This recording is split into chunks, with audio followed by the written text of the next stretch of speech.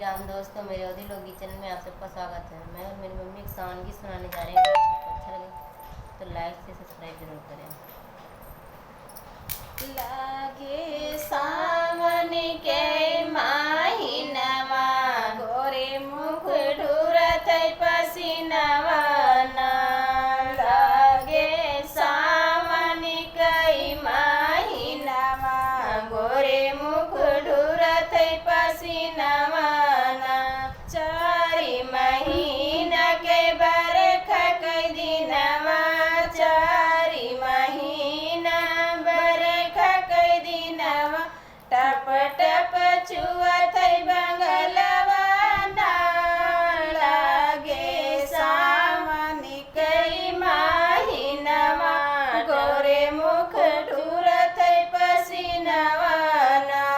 लागे सावन कई महीनवा, गोरे मुख ढूरत पसीनवा ना। चारि महीना कई गरमी कई दिनवा, चारि महीना कई गरमी कई दिनवा।